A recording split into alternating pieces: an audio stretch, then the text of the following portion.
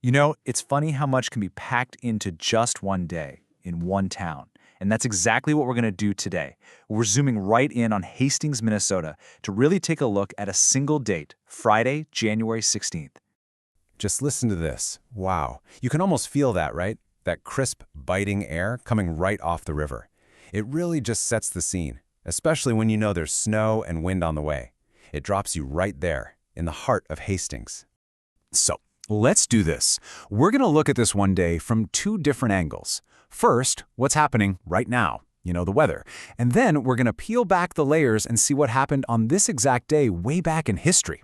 It's a real past meets present situation. Okay, so first up, the weather. And let's be real, in a place like Hastings in the middle of January, the weather isn't just small talk, it is the headline story. All right, let's break down the numbers here because they tell a fascinating story. The high is 30 degrees, but see that little word, falling? That's the real kicker. It means the day is going to start out feeling, well, maybe manageable, and then the bottom just drops out. And on top of that, you've got a 70% chance of snow right through the morning, with winds gusting up to 30 miles per hour. Yeah, that is definitely a hold on to your hat kind of day.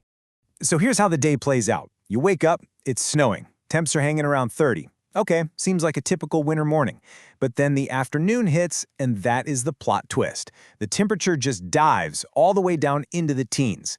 By the time evening rolls around, it's just plain cold and cloudy, maybe with a little more snow.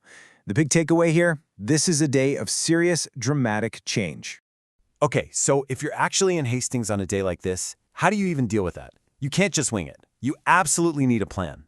And I just love this quote. It nails the whole situation perfectly. You have to dress like you're going to downtown Hastings twice, once in the morning and once in the Arctic.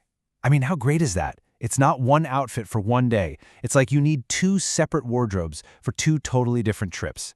So the bottom line is, it's all about being prepared. You need warm layers for sure. You absolutely have to have a jacket that can block that wind. And good boots? Non-negotiable. Oh, and definitely give yourself extra time to get anywhere when that snow starts falling.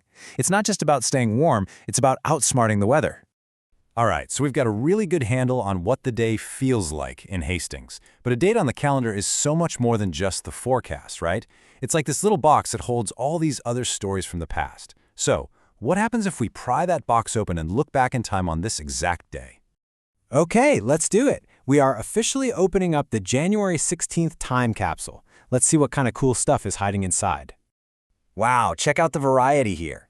Back in 1878, right next door to Hastings, the St. Paul Globe becomes the city's official paper, a huge deal for local news. Then, jump ahead to 1896, and this is so cool, the very first unofficial 5-on-5 college basketball game is played. The University of Chicago beat the University of Iowa 15-12. So basically, modern basketball as we know it has roots on this day. And then 1964, a totally different world. The one and only Carol Channing steps onto a Broadway stage for the first time in Hello, Dolly and becomes an absolute legend. Just incredible. So we've got this wild, blustery day in the present, and we've got this amazing collection of stories from the past. So what's the connection? What does it all mean when you put it together? Well, here's what I think. Any old day, even a random cold Friday in January, is actually pretty amazing when you stop and think about it. You've got the real, physical stuff you can feel, like that sharp wind coming off the Mississippi.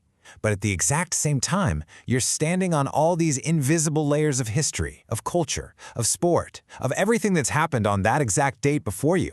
So that's the story of January 16th, a day of biting wind and Broadway history. It really makes you wonder, doesn't it? Every single day has its own story, its own weather, its own secret past. So what's today's story going to be?